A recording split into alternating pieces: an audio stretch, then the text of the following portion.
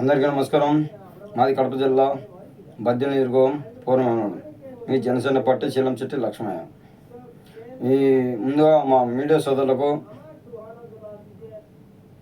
ప్రేక్షకులకు నా ఉదయపూర్వ నమస్కారాలు. ఈ మీడియా యొక్క సమావేశం కొన్ని నిమిషాల మీద మాట్లాడాలని వద్దు మీ ముందుకు వచ్చాం.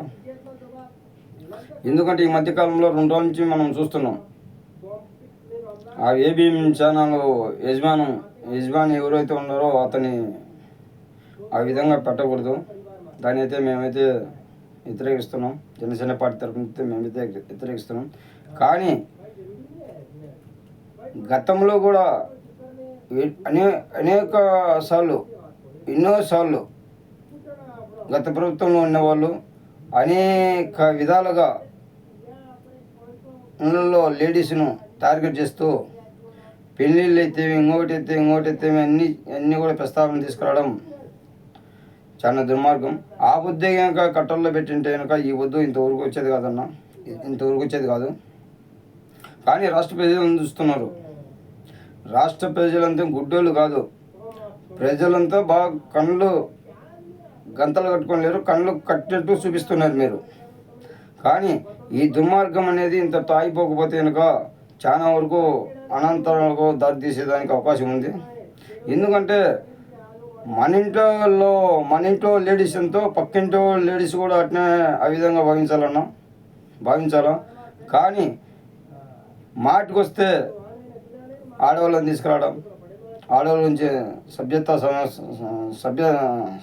సభ్య సమాజం సిగ్గుపడేలా మాట్లాడడం ఈ వద్దు చాలా దుర్మార్గమైన పాలన సాగిస్తున్నారు. కానీ ప్రతిపక్షంలో మిత్రపక్షమైనా ఏం చేయాలా? ప్రతిపక్షం మీద మిత్రపక్షం మాట్లాడాలంటే చెప్పిన హామీలు అయితే ఉండేయా వాటిపైన మాట్లాడండి. కరెక్ట్ చెప్పిన వాగ్దానాలు ఏ ఉండేవో వాటి మీద మాట్లాడితే బాగుంటుంది. లేస్తే పిల్లల కాడికి ఆడవాళ్ళ ఇండ్లలో లేడీస్ దగ్గరికి పోవడం అనేది ఎంత మటుకు కరెక్టో, మళ్ళీ ఈ రాజకీయ నాయకులకు ఇది ఒక భాష, అది అలవాటైపోయింది. లేచే నోటికొస్తే భార్యలే, నోటికొస్తే లేడీస్ని టార్గెట్ చేయడం తప్పితే వీళ్ళ వల్ల ఏం కాదు. ఇంకా అర్థమైపోయింది. వీళ్ళు మనం ఇచ్చిన హామీలు ఏంటో ఏంది అనేది అవగాహన లేకపోయి వాటి అడగలేని ప్రశ్న అడగలేక ఇళ్ళల్లో ఆడవాళ్ళని తెచ్చి రోడ్లపైకి తాడడం అనేది ఎంత దుర్మార్గమైన సరే. కానీ ఇప్పుడు ఏమేమి ఛానల్ అయినా యజమానైనా ఎవడైనా ఏ పార్టీ వాడైనా కానీ ఇళ్ళల్లో ఆడవాళ్ళ జోలికైతే పోకూడదు. నీ వ్యక్తిగత విషయాలు ఉంటే వ్యక్తిగతంగా చూసుకోండి. పార్టీ దాని గురించి ఏమైనా ఉంటే చిన్న హామీలు అయితే ఇంకోటి అయితే వీటి గురించి మాట్లాడాలి తప్పితే లేచే లేడీస్ మీదకి రావడం అనేది ఇంత దుర్మార్గమైన ఆలోచన ఒకటి లేదు. మాటికి వస్తే రోడ్ల మీదకి వచ్చారుగా వాని పెళ్ళం రాలేదు, ఈయన పెళ్ళం రాలేదు, వాడు రాలేదు, ఇది రాలేదు, పదే మీడియా మీదకి వచ్చి మాట్లాడడం అనేది చాలా దుర్మార్గమైన భాష. ఆ యాస సరైన పద్ధతిగా రాష్ట్ర ప్రజలను చూస్తున్నారు. మీరు ఇల్లు కొట్టుకుంటారు, మధ్యలో పవన్ కళ్యాణ్ తెస్తారు. మా అధ్యక్షుడు ఎప్పుడైనా మీ ఆడవాళ్ళ జోలికి వచ్చారా? మీ ఆడవాళ్ళ గురించి మాట్లాడారా? మా పార్టీ ఎక్కడన్నా మీ ఆడవాళ్ళ గురించి మాట్లాడలేదు. ఎట్ట తిప్పి ఏమి ఊపిరి తిరగలేనప్పుడు పవన్ కళ్యాణ్ టార్గెట్ చేస్తారు. పవన్ కళ్యాణ్ గారిని టార్గెట్ చేయడానికి ఏమేమి ఛానల్ అతని రాధాకృష్ణ పెట్టిందని రాధాకృష్ణ అడగండి. పవన్ కళ్యాణ్ గారు మీరు ఎందుకు చెప్పడం లేదు, మీరు ఎందుకు చేయడం లేదండి?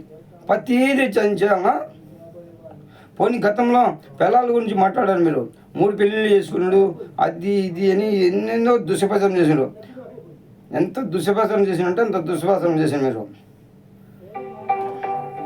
అది కాదు కదా మనకు కావాల్సింది ఏంటంటే మన జరిగే సమాజంలో ఏం జరుగుతుంది, మనం ఇచ్చిన హామీలు ఏంటి, వాగ్దానాలు ఏంటి, ఆ వాగ్దానాల గురించి మాట్లాడండి. చేయలేదు మీరు ఎందుకు చేయలేకున్నారు అని వాటి మీద ప్రశ్నించండి. ప్రజలందరూ చూస్తుంటారు. ప్రజలందరూ కూడా మీకు అర్చన చేస్తారు, మీకు మద్దతు ఉంటుంది. కానీ మీరు లేచి నోటికి వచ్చి టార్గెట్ చేస్తే పవన్ కళ్యాణ్ గారు అక్కడ విన్నాడు పవన్ కళ్యాణ్ భార్య అక్కడ ఉంది అంటే పవన్ కళ్యాణ్ గారు ఏది ఈ దేవ పండుగలకు వచ్చి మెసేజ్ చెప్పకపోతే పనికిరాడా? పనికిరాని భార్య కుటుంబ సమేతంగా వచ్చి ఇది ఉగాది శుభాకాంక్షలు చెప్పలేదు, సనాతనం అంటాడు అని మీరే అంటారు. అదే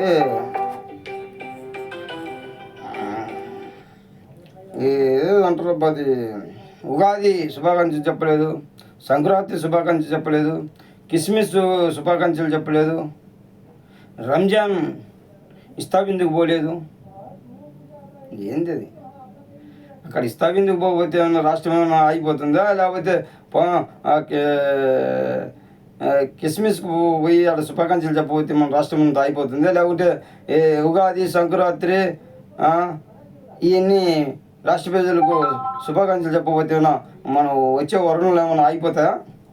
అవి కాదు మనకు కావాల్సింది. వాళ్ళు ఎక్కడ నుండి ఏమన్నా ఏ విధంగా నుండి మనకు సంబంధం లేదు. వాళ్ళ వ్యక్తిగత విషయాలకు మనకు అవసరం లేదు. మనం ఏంటంటే వాళ్ళు ఇచ్చినట్టు మనకు ఏమాత్రం చేస్తున్నారు దానిపైన దృష్టి పెట్టి అడిగింది సొక్కా పట్టుకొని అడిగే హక్కు మనకుంది. మీరు ప్రతిపక్షంలో ఉంటారు, ప్రతిపక్షంలో ఉన్నప్పుడు కూడా ఎట్టుండాలో ఉన్నతనంగా ఉండాలి. ఆ ఉన్నతనం ఏంది? ఏం చేస్తారు? మీరు వచ్చిన 2 ఏళ్ళు ఏం చేశారు? రాబోయే కాలంలో ఏం చేస్తున్నారు? దాని మీద ప్రశ్నించండి. అందుకే పిల్లల నుంచి ఏం చేస్తున్నారు? ఇళ్ళలో లేడీస్ ఏం చేశారు? లేడీస్ జోలికి పోవాల్సిన అవసరం ఉంది మీకు? అవసరం నీకు నిజంగా చెప్పాలంటే ఈ వ్యవస్థ ఎట్లుందంటే ఏదో హెల్మెట్ పెట్టుకోకుండా పోతేనో కోర్టు శిక్షించేది, ఏదో ఓవర్ స్పీడ్ చేస్తే వాళ్ళ మీద ఫైన్ వేయడము, లేదంటే ఏదో ఇది ప్యాకెట్ ఆడే వాళ్ళను ఏ టైంపాస్కు ప్యాకెట్ ఆడుతుంటారు వాళ్ళ మీద కోర్టులు జడ్జిలు వాళ్ళ మీద టార్గెట్ చేసేదానికి ఉంటారు. కానీ ఈ విధంగా పిల్లల జోలికి ఇళ్ళ మీద లేడీస్ బయటకు ఇస్తే వానికి పెట్టిన శిక్ష వానికి ఖచ్చితంగా శిక్ష వేయాలి. ఏ పార్టీ అయినా కానీ, జనసేన కానీ, టీడీపీ కానీ, వైసీపీ కానీ, బీజేపీ కానీ, ఏ పార్టీ అయినా ఉన్నీలే ఆ పార్టీలో ఉండే ప్రతి ఒక్కరికి ఎవరికైనా ఒకటే, చట్టం కాదు, చట్టం ప్రతి ఒక్కరికి న్యాయం చేయాలా అనే విధంగా చేస్తే ఈ వద్దు వీళ్ళందరూ రారు కదా. ఒకడు అంటాడు, చూపిస్తావు చూడు, ఒక నిమిషం. ఇతను అంటాడు, పవన్ కళ్యాణ్ గారు ఆయన ఎప్పుడు గుండు కొట్టించుకోలేదు, కానీ తిరుపతిలో పాపం బంగారు లాంటి తల్లి ఆవిడ తీసుకొచ్చి గుండు కొట్టించేసాడు రాజకీయం కోసం కాదురా పోకు, ఆమె బిడ్డకి ఏమి కాకుండా కాపాడినాడు మా చూడు. అతనే అంటాడు పేడి నాని. పాపం పవన్ కళ్యాణ్ గారు ఎప్పుడు కూడా గుడి కొట్టించుకోలేదు, కానీ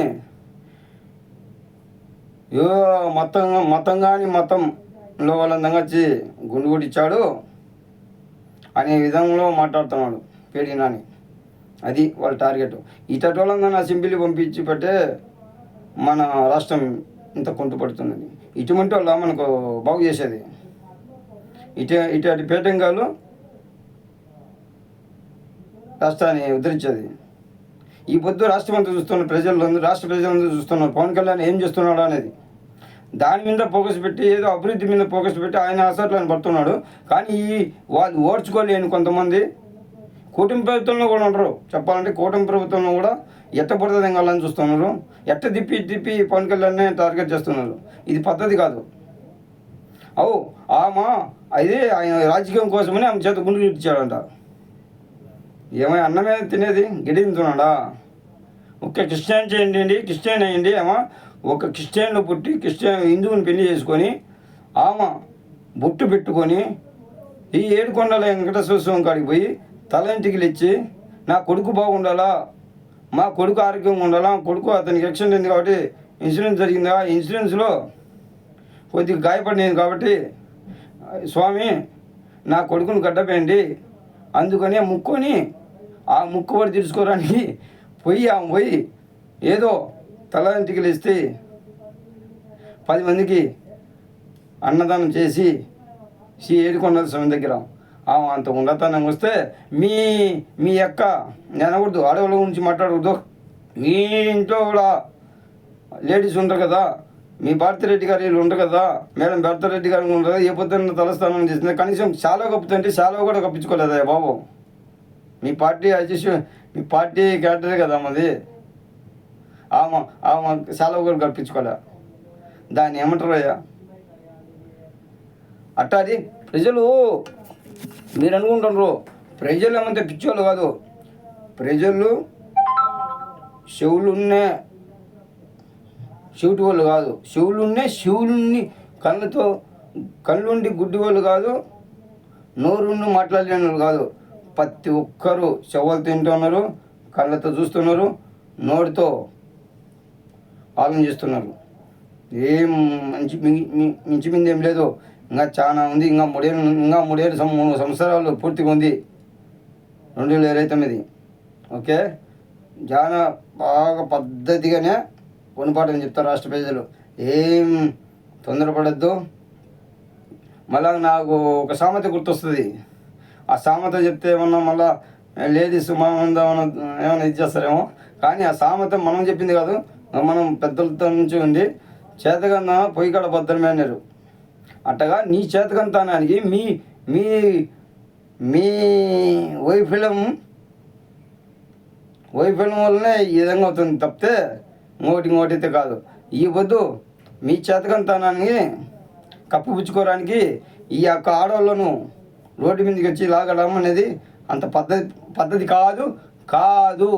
ఎందుకని చెప్తానంటే అది మీకు అది పద్ధతే కాదు. రోడ్ల మీద ఆడవాళ్ళను తెచ్చి రోడ్ల మీద పెట్టడం అనేది ఇది సరైన పద్ధతి కాదు. రాష్ట్ర ప్రజలందరూ చూస్తున్నారు, సరైన గుణపాఠం చెప్తారు. ఇప్పుడైనా ప్రజలలో తెలుసుకోండి, ఎవడు మంచోడు కాదు అనేది ఇప్పుడైనా తెలుసుకోండి. రాబోయే కాలంలో మంచి మనం నాయకుని ఎన్నుకున్నాం.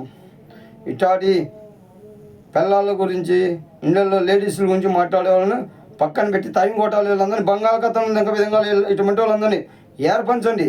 మెడికల్ని ఏర్పంచినట్టు మనం వరి నాటేటప్పుడు గింజలు తెస్తాం, అక్కడ మెడికల్ ఉంటాయి. ఆ మెడికల్ ఏర్పంచి దాని దగ్గవి వాళ్ళని ఆ మెడికల్లో భాగంగా వీళ్ళందరినీ దగ్గవి విశ్రాంతిగలం. ఇదేంది ఇది? మాటకు వస్తే సనాతనం దీనికి సంబంధం పవన్ కళ్యాణ్ గారికి పాపం ఏంది? ఎక్కడికి పోతున్నాం మనం? ఈ సమాజంలో ఏం చేస్తున్నారో అర్థం కాకుండా వీళ్ళు నీతిగా వెళ్తున్నాం. గతంలో ఆడవాళ్ళ గురించి మాట్లాడింది ఏ ఊరు మాట్లాడారనేది రాష్ట్ర ప్రజలను చూస్తున్నారు. లేచి టార్గెట్ పవన్ కళ్యాణ్ అంటే దిప్పి పవన్ కళ్యాణ్ చుట్టు పట్టుకుంటారు, ఆయన చుట్టు పట్టుకుంటారు. పవన్ కళ్యాణ్ ఏమని చెప్తున్నా? అవునా, ఎవరెవరు తప్పు చేస్తే, ఎవరు రాధాకృష్ణ తప్పు చేస్తే పవన్ కళ్యాణ్ తప్పేముంది? రాధాకృష్ణకి ఏమైనా మాట్లాడమని చెప్పారా?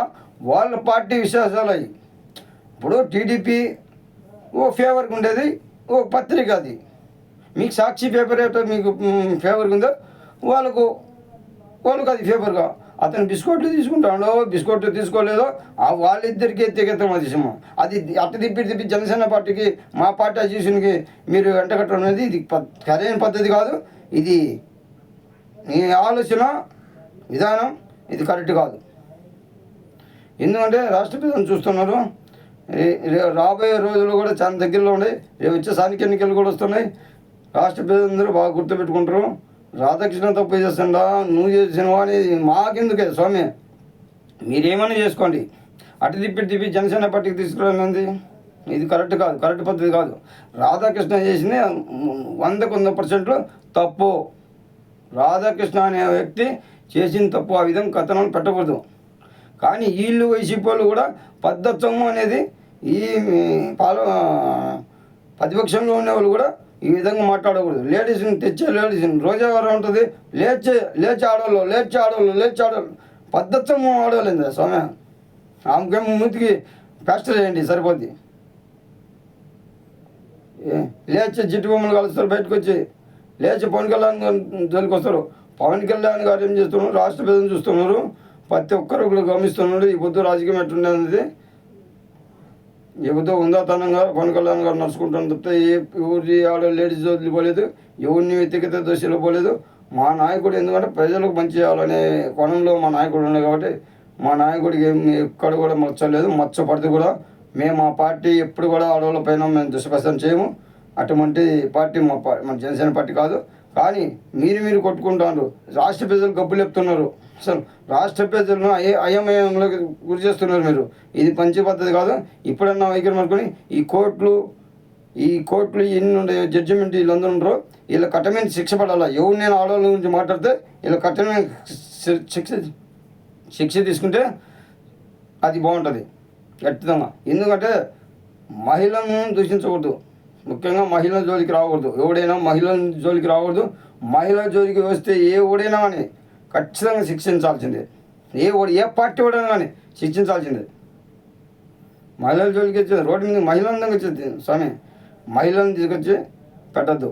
మీ ఏమన్నా ఉంటే ఏదన్నా ఇచ్చిన హామీల పైన మాట్లాడండి. ఇచ్చిన హామీలు ఏమైనా హామీలు ఏం చేస్తున్నారు దాని గురించి మాట్లాడండి, బాగుంటుంది. ఎందుకంటే రాష్ట్ర ప్రజలను చూస్తున్నాను. జై హింద్, జై జనసేన, జై భీమ్.